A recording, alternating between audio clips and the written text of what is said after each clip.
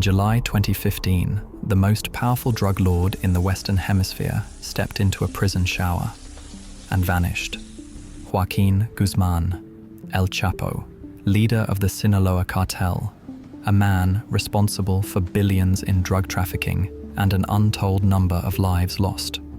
Mexico locked him inside Altiplano, the highest security prison in the country, a place built to make escape impossible. But El Chapo didn't escape through the front doors. He didn't overpower guards. He didn't slip past cameras. He disappeared beneath the floor, into a tunnel that took his cartel more than a year to build. A tunnel with lights, ventilation, reinforced beams, electrical wiring, rail tracks, and a custom-built motorcycle bolted to a metal sled. This wasn't a prison break.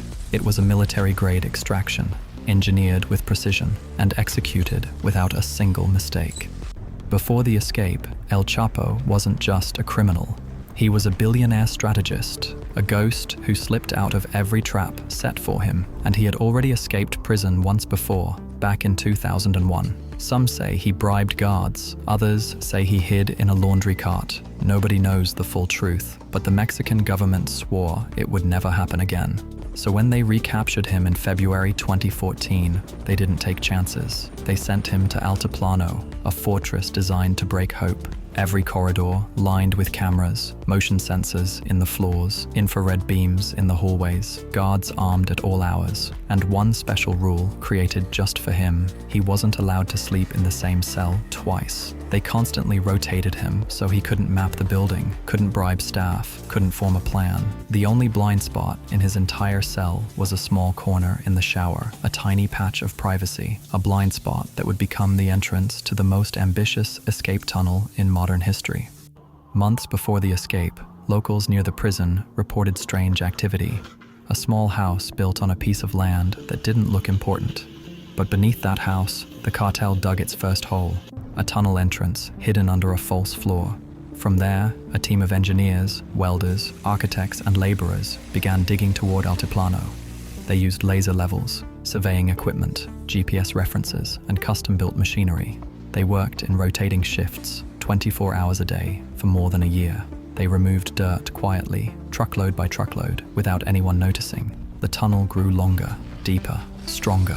This wasn't improvisation, it was engineering. When investigators later entered the tunnel, they were stunned. It wasn't rough or improvised. It was perfectly squared, fully lit with industrial bulbs, ventilated with PVC pipes, supported by steel beams, and fitted with a rail system running the entire length. Mounted on the rails was a modified motorcycle welded to a metal sled, the engine tuned to run quietly. Just enough power to move a grown man 1 mile underground without stopping. This wasn't a tunnel, it was an underground highway built for one passenger, El Chapo. On July 11th, 2015, at 8:52 p.m., El Chapo stepped into the shower of his cell. He crouched, lifted a square tile, and climbed down into a shaft that led straight into the earth. The tunnel glowed with lights. The air was fresh. The motorcycle waited. He got on. The engine buzzed.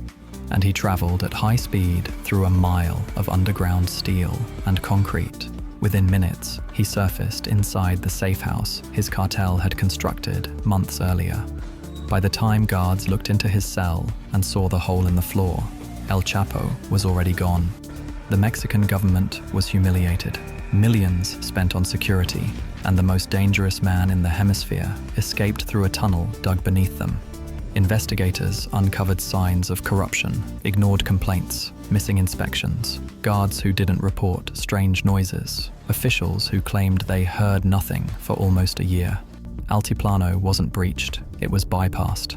For 6 months, El Chapo vanished into the mountains, protected by hundreds of cartel soldiers, living in safe houses connected by tunnels and back roads. Authorities searched air, land, and every tunnel network they could find. Nothing worked.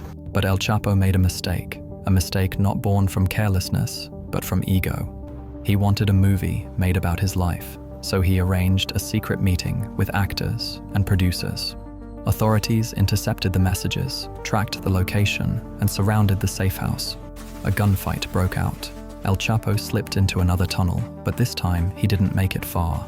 Soldiers cut off the exit and arrested him on a nearby road after he tried hijacking a car. This time, Mexico didn't take chances. They extradited him to the United States. He was sent to ADX Florence, the most secure prison in America, a place with no tunnels, no weak points, no blind spots. A prison designed to make escape impossible. Today, El Chapo sits in a concrete cell, isolated from the world, but his escape remains one of the most unbelievable prison breaks in history. A reminder that walls don't stop power.